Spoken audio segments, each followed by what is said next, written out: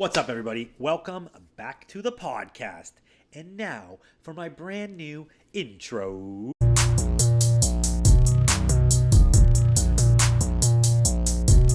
Welcome to Vintage and Soft with two high fits. Welcome to Vintage and welcome to Vintage and Soft with two high fits. Welcome to Vintage and welcome to Vintage and Soft. Two high fits. Welcome to Vintage and welcome to Vintage and Soft. Vintage and Soft. We got vintage clothing by the rack. Yeah, just check out my Insta. How you gon' argue with that? Everything you see, I manifest. I'm an architect. I think I'ma run it back. We got vintage clothing by the rack. Just check out my Insta. How you gon' argue with that? Everything you see. Haha! What did you think about that? Someone actually made me an intro. Can you believe it? I gave a shout out on the last podcast for anyone that wanted to help me out, make an intro. I would be super stoked and grateful. And a couple people actually did. That was the first one that came in. I got a couple more in the works. I am not sure if I'm going to run with it, but I had to play it. I'm just stoked. Somebody went out of their way and made that for me. Big thanks. So, okay, into the news. I just got back from LA and I spent almost 2 weeks there. Super unusual for me to be there. Usually I'm there for about 5 days for the Rose Bowl once a month. But this trip, I was there for 2 weeks. Why was I there for 2 weeks? Because we had a big Frankie launch party and pop-up at round 2 for our new line F1. We launched our first full cut and sew collection, streetwear collection, which we've never done up until this point. We've done a few small projects, cut and sew, and then obviously what we do and what we specialize in is rework vintage. But we decided to go and test our hands at designing a full line. In full transparency, the line we created is not sustainable, which we had a lot of issues with ourselves in creating. We were really second guess if we should even do it. We really did try to make it sustainable, but it was very hard to keep going on that path. It's kind of a cop-out to say that, but we got so much pushback from the factories we were working with. No, they didn't really want to get us the fabrics we were asking for. The minimums were too high on certain things we wanted to work with. So basically what I'm saying is we failed on our first attempt, F1, to make it sustainable.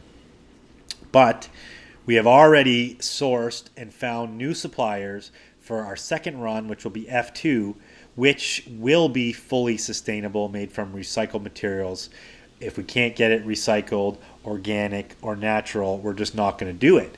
So we kind of went into this new project to learn about manufacturing, to learn about designing, to learn about all these things. We weren't successful in making it sustainable on round 1, although we did make a sick line. Go check out F1 on Frankie. Second round, we have now figured out how to make it sustainable.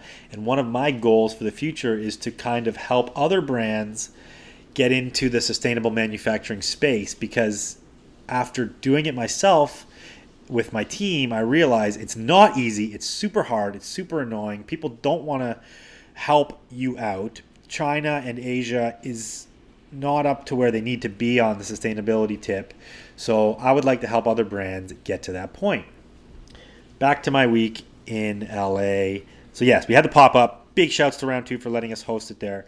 We had a crazy good party on the Thursday night to launch the pop-up and launch F1, our new line. Great turnout. Thanks to everyone who came out. It was super fun. I actually ended up drinking at the party, which I typically don't drink anymore.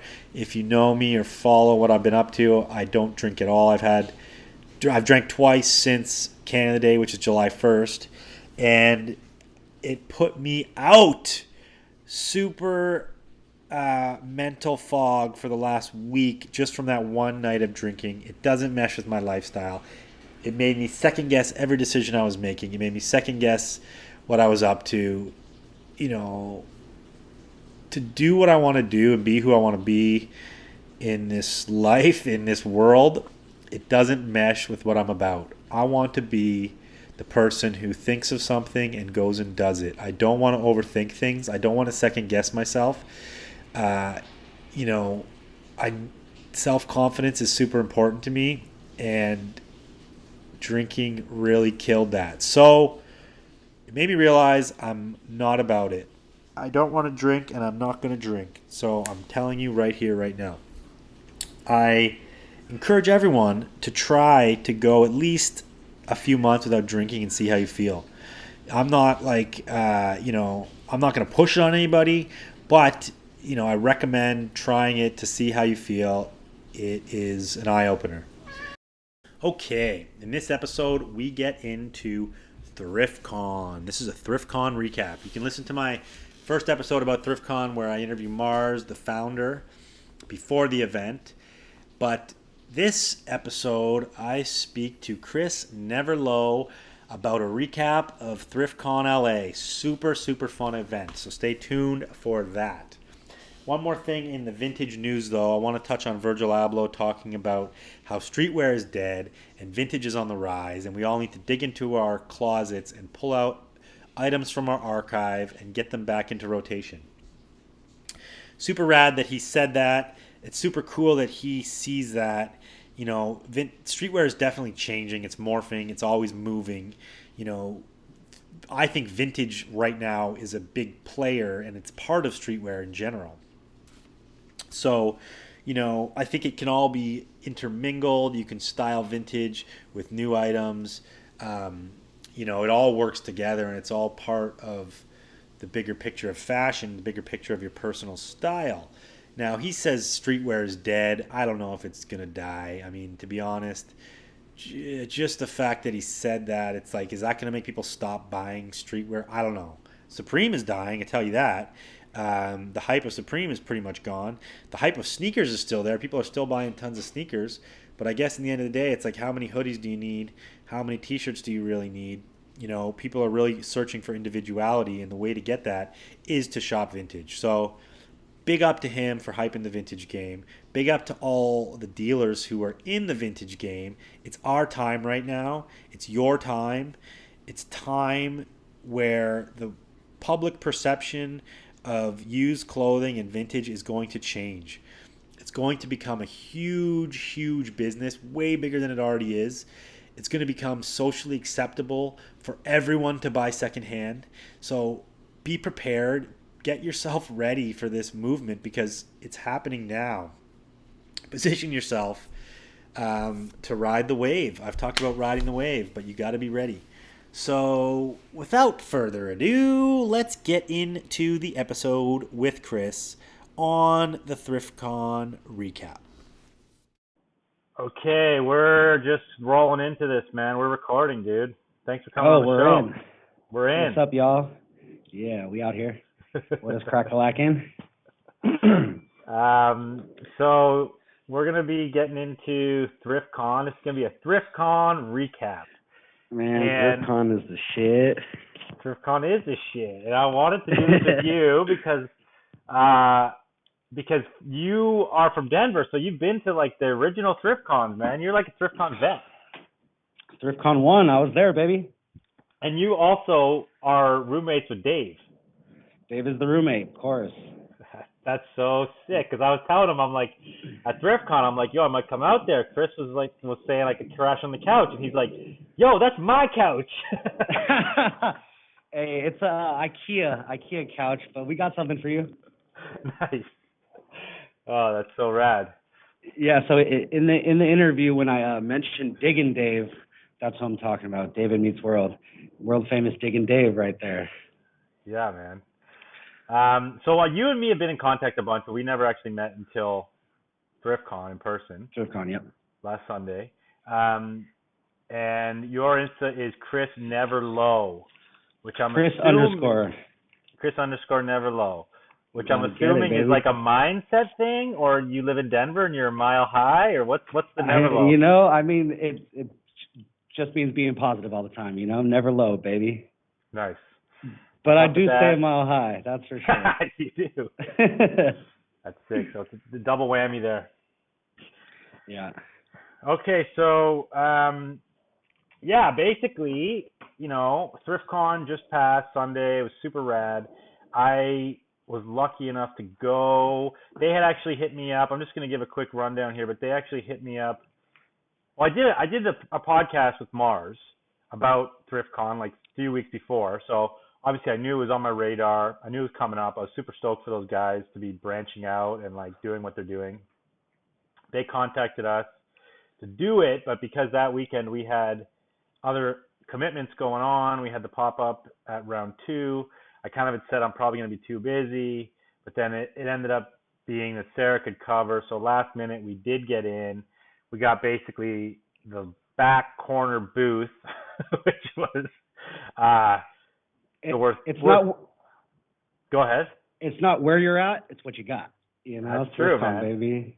That's true. And we rolled out some stuff. I didn't really plan for it too much. I called those guys like the day before. They got us in, which I'm grateful for. But it was popping. I wish I had took them up on their offer in the beginning because they were like, we'll give you one of the prime booth spots. But next time, I might even tour with Thriftcon because I think it's that rad. So yeah, man, like, what is your take on the whole scenario? I mean, Thriftcon LA is, I don't want to say it's a pinnacle, but man, the boys worked real hard to get it. Thriftcon, you know, LA is a hard market to go after, especially when it's so big and so broad and so many people doing so many different things. But the turnout was awesome. We had a lot of good people come through. The vendors killed it. I saw a lot of heat. People definitely came out fully stocked. Yeah, man. So you've obviously, how long have you lived with Dave? Big and Dave? 3 years. Known the guy about 5 or 6. Can you get your camera to be centered on your face? Because this is... Yeah. Is that possible? Yeah, I got the nice. iPad. Interlude. You're like leaning it up against something? Yeah, there you go. I don't know where the camera's at. It's a new iPad, you know? Yeah, there you go. You're good. So you've kind of been with Dave as he's organized from the beginning, from the Denver ones. Oh yeah. Back when they had Station, the brick and mortar shop, I knew the dude since then. So they had a vintage and streetwear shop for about 4 or 5 years, and I've known the guys. I actually met Dave on the opening of Station. They had like a 420 on the block party, and I was just randomly putting up a sticker and ran into Dave. And you were already, so you've been thrifting a long time. You were already into the vintage scene then? No, it was pretty much streetwear, and like they were also an art store, so they had an art gallery. They were throwing art shows and stuff. And Thriftcon kind of came from the store. Okay. So it was a brick and mortar Station, and then Thriftcon as an idea came after Station. Yeah. So from that first like inception of the idea, like how long did it take them to actually throw an event? I think it was about 6 months of planning, 6 good months of planning. Getting all the vendors together, getting a location. That was one of the hardest parts of the first one, is getting a location that wouldn't break the budget, but also that we can have space for vendors that wasn't too small or too big, you know? Yeah. First Thriftcon was actually outdoors in a parking lot. Oh, no way. Yeah, it was at the Industry Building in Denver. It's like one of those creative spaces where there's like a bunch of different creatives in one space. And they just let us have the parking lot for that day. Sick. So compare the two, man, from like the Denver event to the LA event. Like how do they differ? I mean, main thing that I saw was just prices. Prices were a lot different from LA to Denver, but I guess, you know, the living cost in LA is a lot more. So, you know, you gotta ask a little more. That's true. But yeah, that's one thing I saw. And it's like New York, LA, Paris, all these places are like the fashion capitals of the world. So it's kind of the top tier of the pricing, right? Definitely. And, you know, the people, I feel like just the consumer in LA appreciates the vintage a little bit more. That's why you can get the higher ticket for prices or for items, you know, but there was definitely some heat. Also, that's what it was too. You don't see 100 wrap tees at Denver Thrift. I mean, they're out there, but not in the abundance that LA had. There was some crazy shit there for sure. Yeah, it's pretty wild, and you know, tons of heat. Obviously, it's kind of like a who's who of the Instagram vintage world who's selling there, and you know, I think people really wanted to like show up and kind of like shit on people with their stashes, you know. Show up and show out. I saw some NFS stuff there too. People even brought the NFS stuff. That's always a indicator that people brought the heat is when stuff's not for sale. Yeah, or like one homie had a Louis jacket, one of those Dapper Dan Louis jackets, and I'm like, he's a guy I know from Bowl. Um, he's like $5,000, and I'm like, damn. And then straight up, he's like, I just don't want to sell it. I'm like, okay, Yeah. fair game. We call it the I don't want to sell it price. Exactly. So there's definitely some of that around, but you know, I saw fair prices too. Did you buy anything? I didn't cop anything. I'm actually working on this trade for this hookup sweater with one of my friends, and he's like super into Carhartt, so I'm just working on this Carhartt stash to get an even trade with the dude. But I mean, when you're digging yourself, it's hard to pay 150 for a tee that you really like. It's true, man. It is. It's so much sweeter when you dig it out yourself. It's kind of that reward. So much sweeter, and it's even sweeter when you put it in the universe and then it just comes to you. That's true. Manifest that shit, man. Yeah. I talk about that. Shout out Motivated. shout out Motivated Streetwear. He's on this book that, if you put it into the universe, it'll come. And he's been hitting the bins hard on that theory, just putting it into the universe. Staying positive, keeping it like that. Nice, man. That's sick. I think he actually hit me up recently. Yeah, he's a good dude. About that vibe. So let's talk about some of the people who came out to LA. So what booths impressed you out of anybody? Do you remember? Like, what their names were? For sure, the Buddha Fats dude with the hookup. Fucking, he had. That's where all the hookups on eBay have been going to that dude. I guess so. I haven't even been. I don't really even search those on eBay, man. But he had a good coming up. I see him at Bowl too. Sure. He comes out, but yeah, his racks. What, he had 2 full bars full of hookups, so probably like 200 pieces or something. And he had a whole back fence. He had the Tech Deck Park. Yeah, the Tech Deck Park was sick. That was cool because it's like at least he brought something else besides the clothes, and it was kind of like this little central hub. Everyone was like playing with the Tech Decks. And I've been skating my whole life, so that was one of those. I was like, oh damn, this full curated booth. I really appreciate the curated booth. Like somebody went out of their way to like throw nice hangers together or get even all same color hangers. But that was definitely a dope booth. He even had like the wood floor going on, the fence in the background. He did it proper for sure. The homies from Portland, did you go to their booth, the all Nike? No, I can't remember. I'm so bad with the names. I'm gonna butcher all these names on this podcast because I can't remember everyone's Instagram names. But if I'm gonna put them all when I put this on YouTube, I'll put the links to their names. But those guys killed it. There's like 3 guys came from Portland and they did a full Nike booth. They had like a good rack of all crazy heater windbreakers, a couple racks of tees, some of the rare Nike baseball jerseys. And those guys are super good dudes. I met one of them in Portland, and he came out and hooked me up with a patty piece, just like randomly out of the goodness of his heart. So shout out those guys. We all got pieces for you, Drew.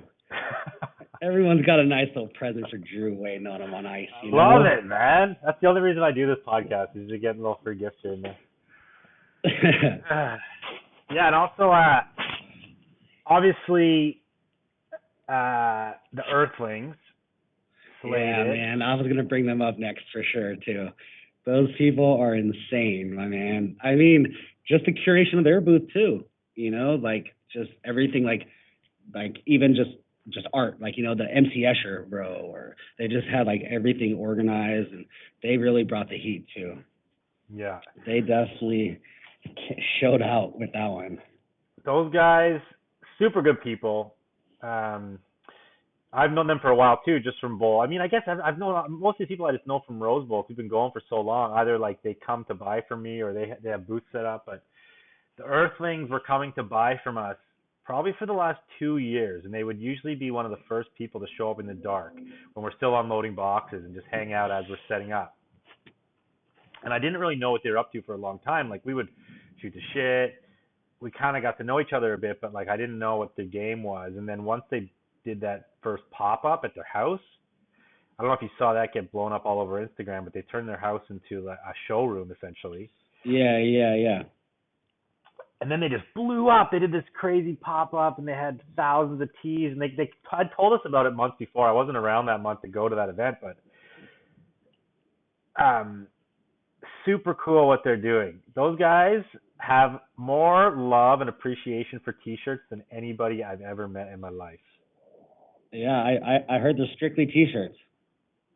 I mean, maybe a few pieces here or there, maybe some cross colors gear, but you know, their bedroom, man, is like they brought me in their bedroom, and they probably have 5,000 T-shirts stacked up in their bedroom. Yeah, I think Thriftcon's doing a vendor spotlight on them. I think the boys were over there filming some stuff for like a little vendor intro or a vendor recap or something. They did something on that. That was cool. Who else? They definitely came with the heat. They came with the heat. So one thing that blew me away about Thriftcon too was like the pit. Yeah, the pit was fire too. That's a new thing. Usually we were like kind of against it, but that was a new LA thing. We tested the waters with that one. But the pit was definitely lit. So what? Usually they'd be like, yeah, you got to get a booth. You can't just show up and open your bag. Yeah, or I mean you could, but not like set up like that where you can just lay shirts out. You can like walk around and try to trade, but yeah, the vendor pit, that was Mars's idea. He definitely threw that one together, and I seen some fire in the pit too. The pit was popping, the pit was, and it's easy to look at, you know, if someone's just laying out 12 shirts and they just have prices on that instead of racks, and there's a lot of stuff to look at through Thriftcon. I definitely had an arm cramp 2 or 3 times. Had to take a little rack break, you know. Fully, dude. Jesse had to kept calling me back to the booth. I'd be lost just off shopping for a while, and then he'd text me like, "Get back to the booth. We're busy. Get over here." But I was trying to take it all in, man. No, I feel it. I mean, it was good that you at least had someone to back you up. Totally. You had Jesse there. Yeah, so you can take a breather. I know, a lot of the Denver vendors were, you know, asking me like, "Yo, can you go run and get me coffee or a sandwich?" Or a lot of people didn't have time to breathe. You know, people were getting hit hard at Thriftcon LA for sure. Totally, man. So I want to paint a picture here about the pit quickly as we're talking about it. So Thriftcon was broken into like 3 sections of booths. There's like the big booths when you walk in. Then there's like where we were back in the corner, was kind of like the medium booth. And then against the wall, there was the smaller booth. But then in the middle, basically, you had One-Off Project, which was doing screen printing on vintage. He had like a tent. Yeah. Saw those guys. Uh-huh. That guy's super cool. I did a podcast with him. Super good guy.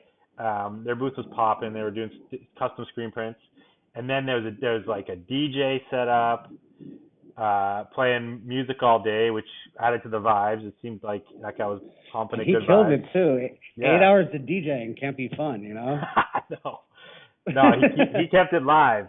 And then right in the middle of the whole room was the pit. And what the pit was, people didn't understand, is just like people throwing T-shirts on the fucking ground and selling in a nice fold. It looked super cool, and it's like Canal Street, New York vibe, like full on, just like show up on the sidewalk and start selling your shit. But also, what was cool is that a lot of the pit vendors or the pit traders, they were rotating throughout the day. Like I saw you cop that Shorty's jacket from that dude. Yeah. He showed up later in the day. He wasn't there all day. I didn't notice him until the end, man. Yeah. He like showed up at the end, I feel like. Totally. But he had the Shorty's heat. Dead stock. Yeah. That guy, he knew what people wanted for sure. I got to give that guy a shout out. I got to check his name. I think it's called Loot Diggers with a Z. That guy's cool. So apparently I was chatting to him for a while, and I guess he found the score on Craigslist or something, someone had a storage locker full of that gear. Wow. Skate shop that closed, and they just stashed it away. So he scored a ton of Shorty's gear, a ton of World Industries. I don't know. I think he had some Blind, but all this dead stock skate stuff, which was super sick. And you know it's dead stock when it's like large and medium only. You know, there's a couple XL sprinkled, but back in the '90s when we were doing it, we were medium and large. You know, it's hard to find XL these days if you're looking for skate stuff. You know. Yeah, totally, man. Because I mean, that era, I would have been like 16 years old, small guy. Definitely not rocking the XL. But yeah, I copped the hooded coach's jacket, classic Shorty's piece, with like the huge with the embroidery. The embroidery, and then the huge sticker tag, like the massive one. So and it's lined. You can never go wrong. Yeah, no, good jacket, man. Good jacket. And that was actually the only thing that was like the biggest piece I bought. I think the whole day. I got a couple other tees that people kind of like had saved for me. I bought a bunch of Nike stuff. I bought a bunch of stuff for Frankie, like around from upcycle. Yeah. There was one tee I wanted. Someone had a People Under the Stairs. You know that movie? No. People Under the Stairs. I know the group. It's a Wes Craven. It's like a horror film where like this family keeps these like all these kids in their basement, and it's a creepy movie, man. You got to watch it. But that was the only tee that I saw that I was like, I want that tee, but $200 price tag. I was like, yeah, I'll wait. Was that in the pit? No, that was. Oh, it was on a rack. One of the guys selling with the heat broker in the front row, like beside 1980 something. So were you there early in the morning? Yeah, I was there. Well, I had some friends from LA who worked like front door, and like so we all just got together and rolled up together. So we had to be there only 30 minutes before. But I guess a bunch of dudes were there since like 5, 6 in the morning getting ready, putting shirts on hangers. You gotta get it in, you know. But I did see people show up after me. So, you know, I guess everyone has their own little steves and when they want to show up. But there's definitely people showing up at all times. But I was there bright and early for sure. It was the way they slotted it as vendors. You had to be there for your like 15-minute slot time to unload your truck or your car. So it was like our slot time was 6:15 or something, which is super early, and it doesn't open until 10. And because we didn't bring much stuff, we were like, we could be set up in 10 minutes. You know what I mean? It was already hung. Throw it together. So we just threw our shit in, and we literally went and had breakfast and like chilled out for a couple hours and came back. But Feynman and Sean Witherspoon, Adam Feynman, Sean Witherspoon, were the first people in the building before anybody had even unloaded their cars, which is kind of their typical game plan at Rose Bowl too. They like to like show up as people are setting up, just pillage the racks. But yeah, those guys are diehards, man. Yeah, I definitely caught Sean early in the day. He had a bag. Early in the morning, he had a bag full. I saw him make maybe 2 or 3 runs to the car myself, so I'm sure he probably did maybe 5 to 10 runs the whole day. But those guys definitely picked up for sure. Yeah, man. But even I was chatting to Sean, and even he was saying he was shocked at some of the high prices. Like he's even, you know, he's kind of at the, you know, their vintage stores are at the top of the pricing you would think. But he's even saying that people are pricing them way out right now, which is crazy. So what do you think about the current state of t-shirt pricing and how it's going and where we're at? I mean, I don't want to seem like a cheap ass or anything, but I'm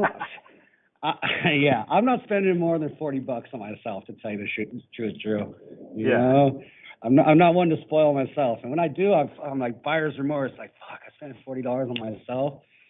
But I mean, there's definitely some eye candy there. But at the same time, it was first Thriftcon LA. You know, you got to test the waters. You don't want to go underpriced and then, you know, and then end up seller's remorse. You know, that's we all true, have that. But that happens to everyone. You can't regret that shit. I guess you can if you go really bad, but dude, there's been so many times we've undersold, man, because for so many years, like we just roll out the bowl and we wing it half the time. we're not sitting there checking prices on eBay, and like there could be one price for the longest time, and then all of a sudden something takes off, but we didn't catch it when it took off because we're just still selling it at the Rose Bowl. You know what I mean? Yeah, and just getting rid of it. And I saw you made um, an episode about eBay pricing, and I totally get how you can't really judge your pricing from eBay. But I mean, you got to test the waters, and I feel like this is the first time people are getting the feel of it. Thriftcon's definitely going to be back, so I hope everyone killed it. No, totally. I think people did, Yeah. man. I think everybody I talked to said the vibes were super high. People were happy. The sellers, and like, you had the early morning crowd was, the diehard buyers, the collectors. Obviously, Adam and Sean were out there, but then, as Well, it then, gets and to then, like brunch, it gets to like the regular kind of crowd who just wants to shop for themselves. And yeah. Well, Thriftcon does the early bird ticket. That's like something that Thriftcon's known for, is having an early bird ticket and then having like general entrance after that. And like when I showed up, there was already early birds out there in a line waiting. And those are the diehards. And I mean, even if you're into the $5 pile, early bird's the way to go. Get into those piles before everyone hell else. yeah. It's 3 for 10. I saw a lot of people digging in the crates for sure. Yeah, for sure, man. I had a wicked time. I thought, I mean, obviously just for buying and seeing what's out there, but I kind of vibed on it just to meet people like you. Like I only talked to you on Instagram, you know what I mean? And then finally we got to meet. Super pumped too.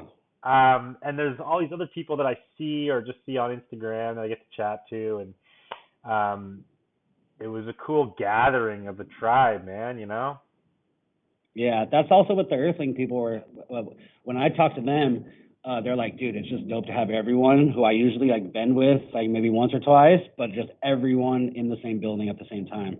It's what's dope for a lot of people, and I definitely feel that, getting everyone together, talking cotton, Hells yeah. Talking Cotton cotton. Mafia. What do the Earthlings call it? They're like, they have a term for it, but cotton addicts, man. There's a lot of them out there. It's wild when you look, like, from the original Thriftcon, was it still mostly T-shirts, or was it like a bigger mix of garment types? Yeah, I mean, it's always T-shirts. That's usually like, that's the vintage thing. But there's it's peppered. There's a bunch of different vendors. There's something for everyone, basically. But I mean, there was like female vintage.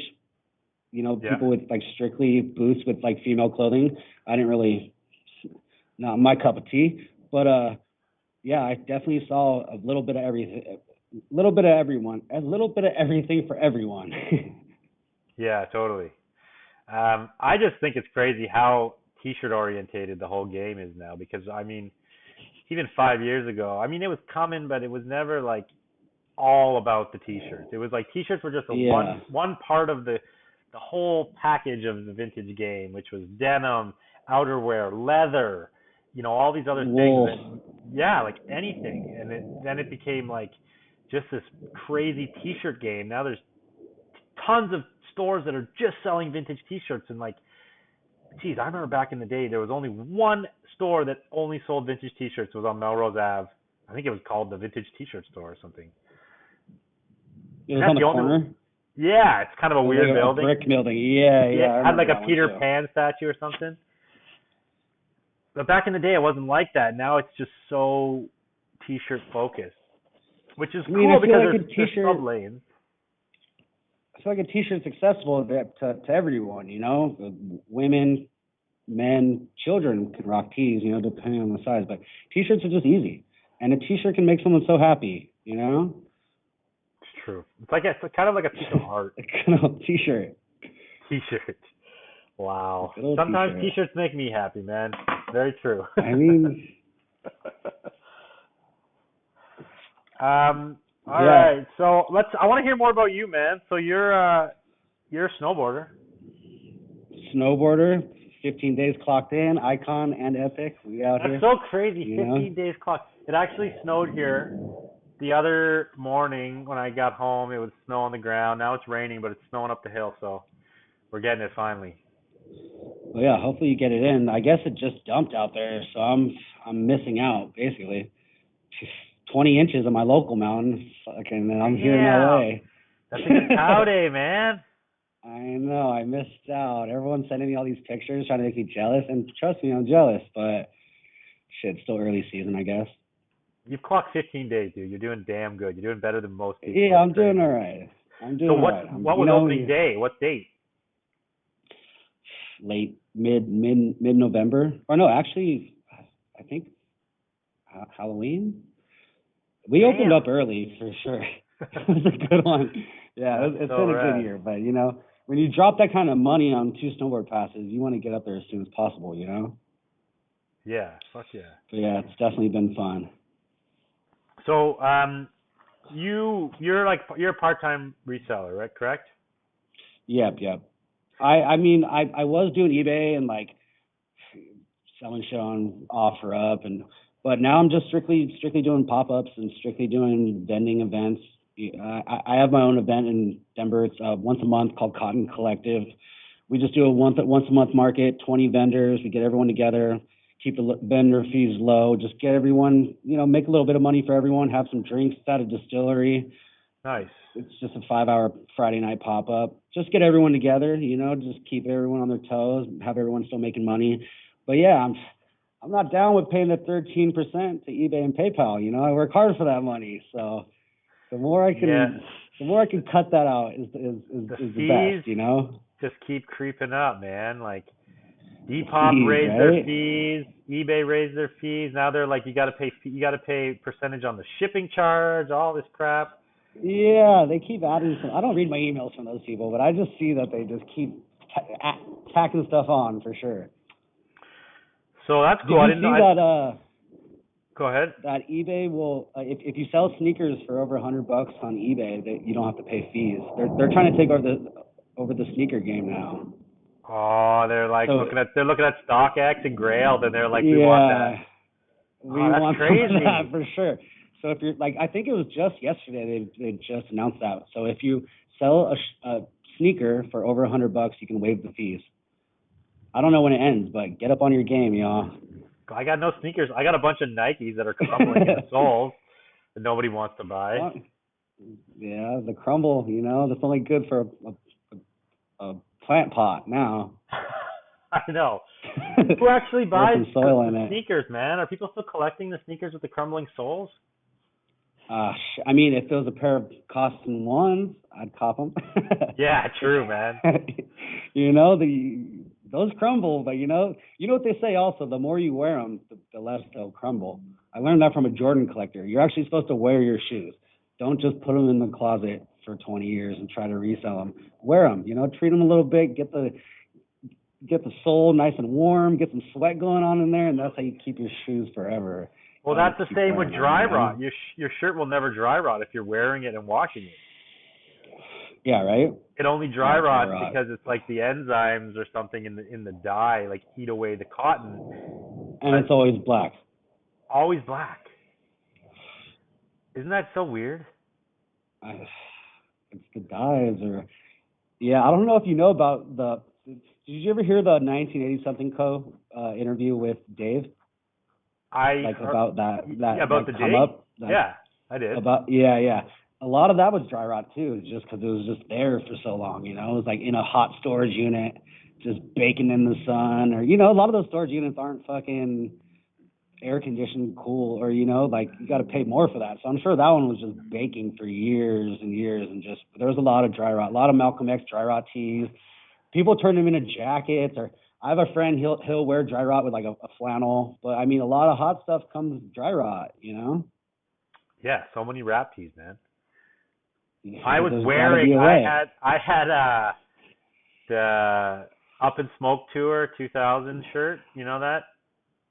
I had that black and I had it in my stash for a long time, and finally I'm like, I'm going to bust this out. Busted out to wear it, and I like was dry rotting as I was wearing it one day, and because I know when I put it away in my stash it wasn't dry rotted. So you got to be careful, because like at one point they just turn and they go. And it's not about climate or like moisture or anything. It's like it's just it just happens because of the dyes. Nothing you can do about it. So wash that shit as quick as you can. Yeah. and wear it, you know, Wear it. Totally. and wear it.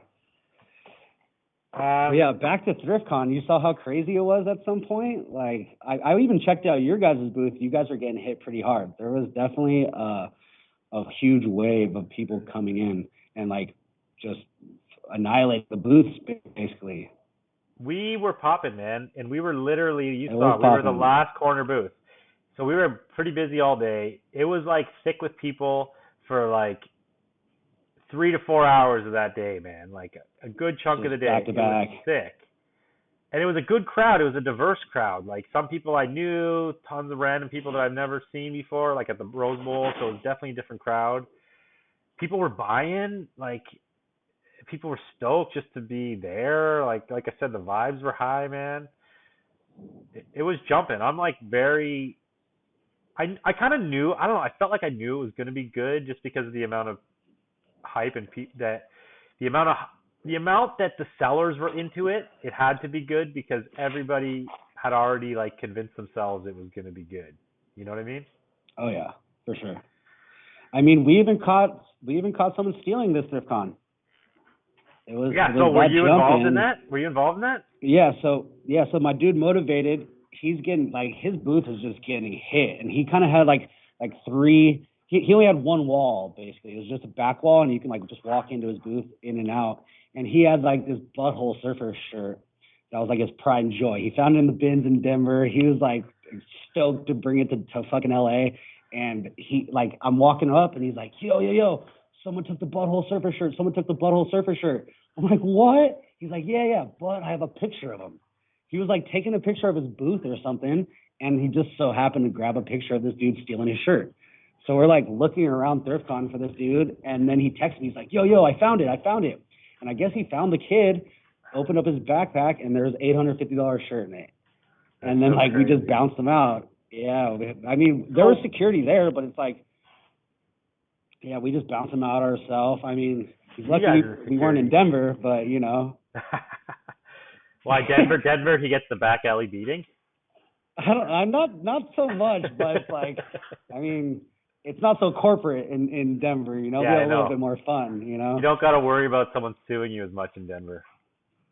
Yeah, you know, or you know, it's just politics, I guess. There was How no did booze at Thriftcon LA. why did he have the picture of the guy? He just randomly took a picture. He was taking pictures for his Instagram of his booth, like, hey, we're having such a good time. Turns around, the shirt's gone, but he had a picture of the dude, and it was like some scraggly hair, like it was a funny one, and he was like, you know, when we caught him, he was like, no, and then we found like the shirt was in his backpack, like you can't really, there's no walking away, you can't fix the story, you know, someone knows that the $850 shirt's missing, but yeah, I mean, don't come to Thriftcon and steal. We will catch your ass. No, we'll right? get your ass, man. Like, Totally. hey, The this vintage community is strong, you know. It is, dude. Yeah, This community is for sure. so strong, and we all got each other's back. It's like if you get ousted for stealing in the vintage community, you get ousted like nationwide, worldwide. Oh, Everyone's yeah. gonna know your face because we're gonna share that shit. Social media is a bitch when you're a thief, man. And you know, these people are out here just trying to make a buck. You know, if it's like Home Depot or Lowe's, yeah, steal whatever you want from them. You know, they're a corporation. But mom, pa, if you're stealing from us at Thriftcon, stay at home, dude. You know. Come on, you're trying to steal a Butthole Surfer shirt, like the dude's most expensive prize shirt. You're not gonna get caught for that. The dude's gonna notice it's gone in 2 seconds. For sure. And Bad it's like move. the dude who stole it, I think he just stole it because of the price tag. He didn't even look like he knew what a Butthole Surfer was, you know? It was like a Butthole Surfer Stone Temple Pilot collab shirt. Like, this one doesn't know what he just stole, you know? Yeah, that shirt was sick. I saw it. It was on the front of one of his racks. Yeah. That was a good shirt, you know? A bunch of He's people were pumped to have it back. talking about that shirt even, yeah. It's just one of those rare shirts where you don't, you know, it's not on eBay. You can't price it that way. So you just throw a number on it and hope someone bites, you know? I think we sold the last Butthole Surfer shirt we had for $800. So that's pretty fair. Keep it up, Cam. We got you, baby. But yeah, he was pumped to have that back. Any other But I mean, crazy experiences go down? Any other events of we need to talk about here at ThriftCon? Did the boys have any crazy experiences? no, everything was pretty smooth. I feel like, I mean, nothing too crazy. Did you We talk to were the boys supposed to after? have, oh yeah, for sure. Everyone was super pumped. Everyone's just done.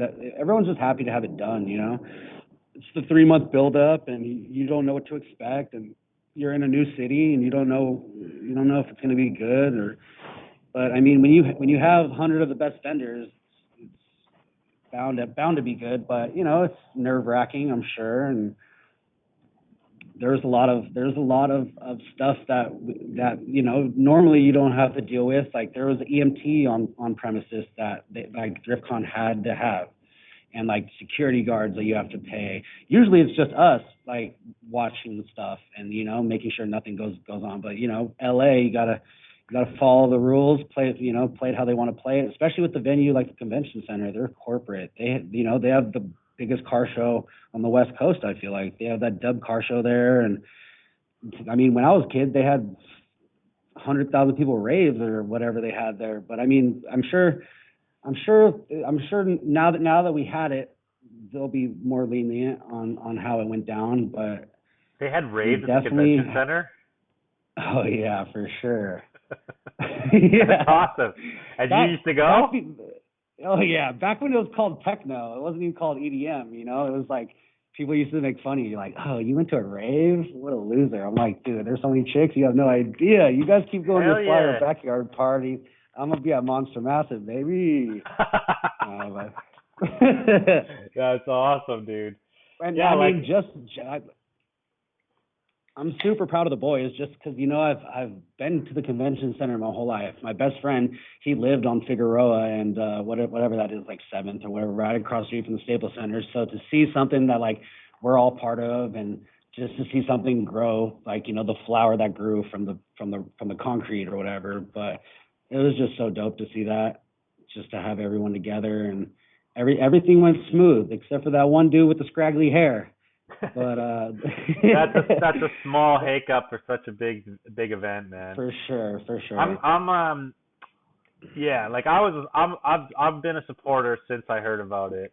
I heard about it when it was in Denver, of course. I think Dave hit me up a while ago and he was like, "Can you come speak at the event or something?" This is when it was They in need Denver. A keynote. Yeah, he You was might asking need to be me. the keynote speaker, my dude. And I was super honored, but I was like, I don't think I can like fit in a Denver trip at this point.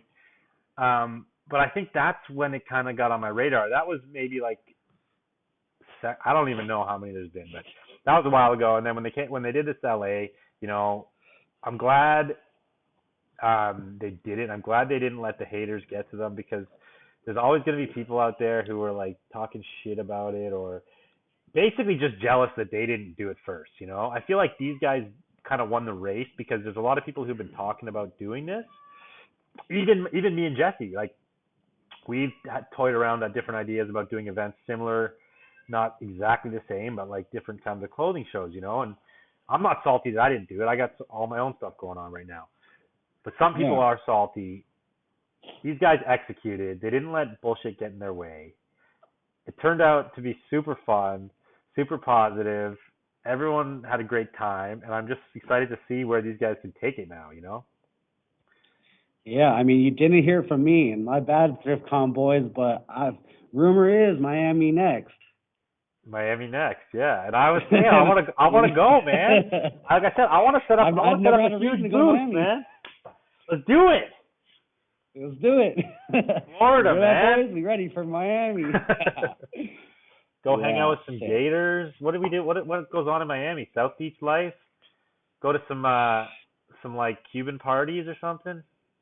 Yeah. I'm down with the Cubans, you know. I'm down with some what are those bananas they eat? The plantains? Fried plantains? Dude, I love a good plantain. That's fire.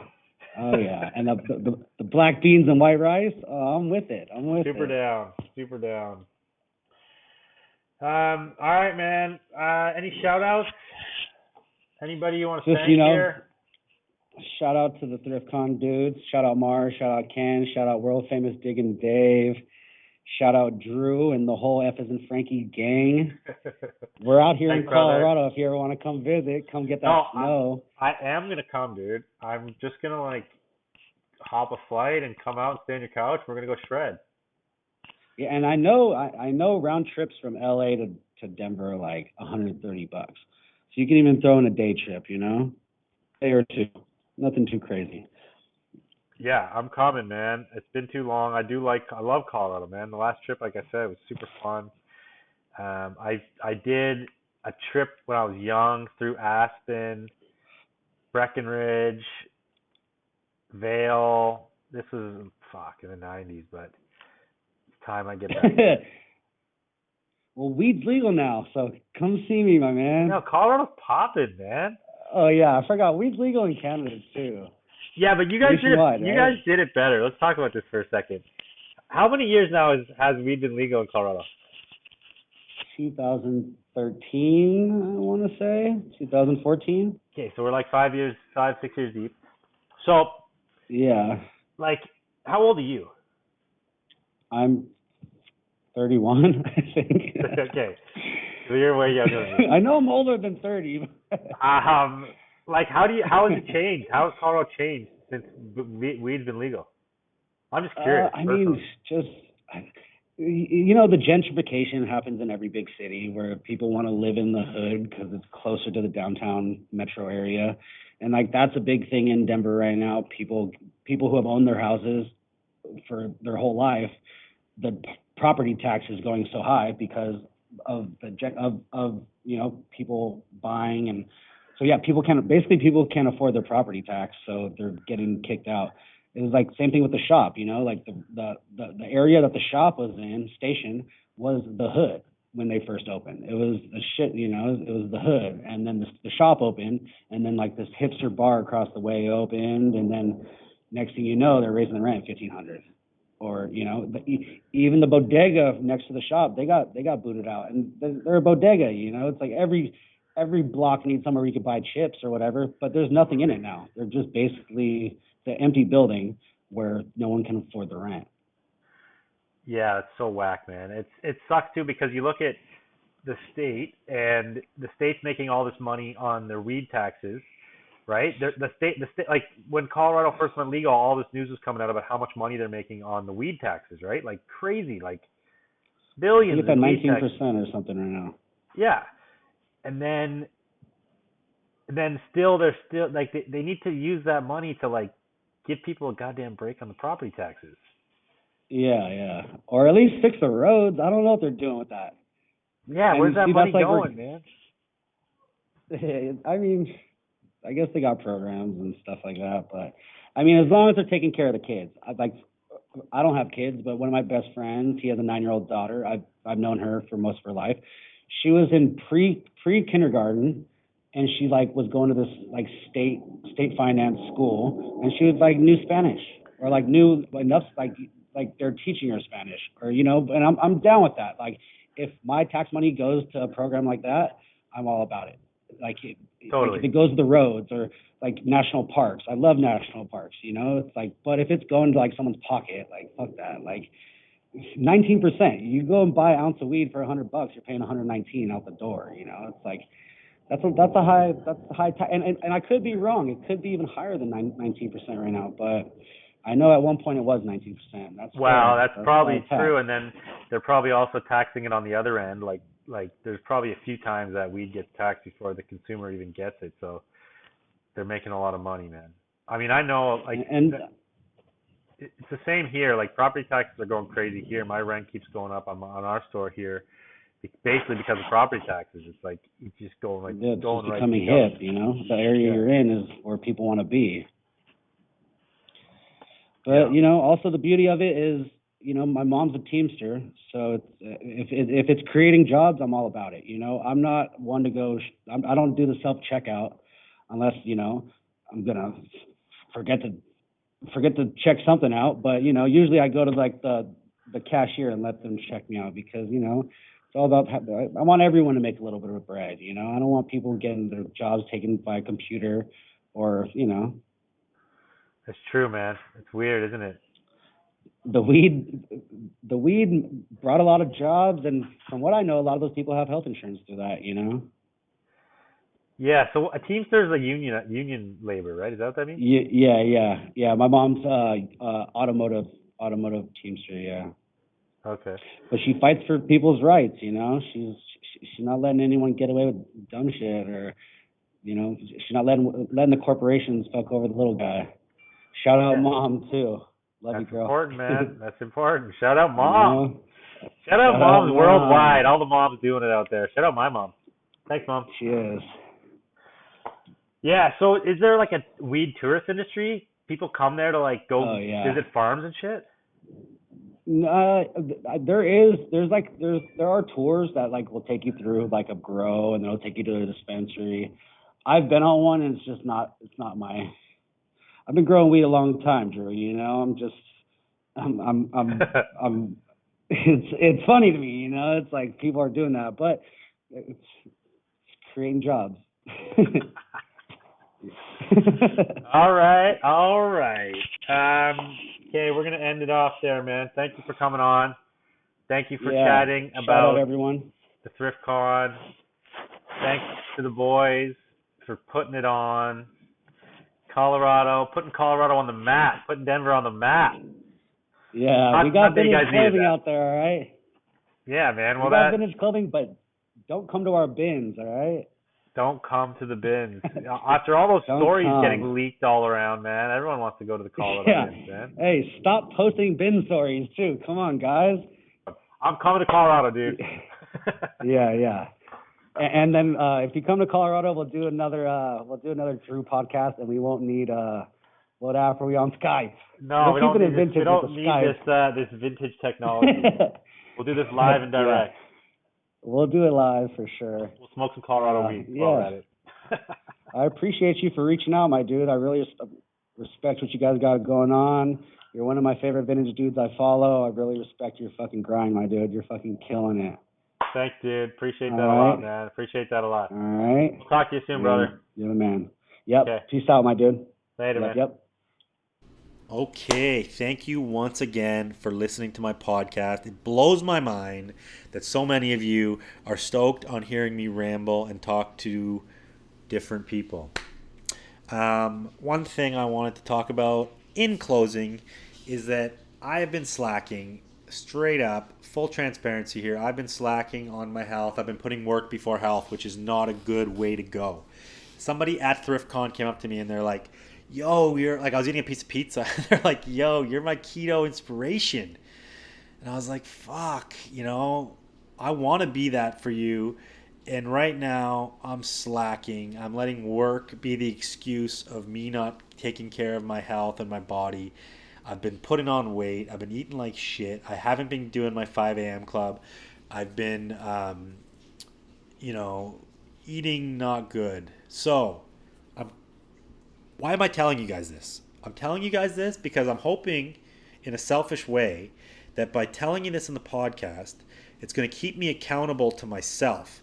Keep me accountable to do the things that I want to do, to get up at 5 a.m., to get to my CrossFit gym and work out, to stay on keto, to lose weight, but also to keep my brain clear.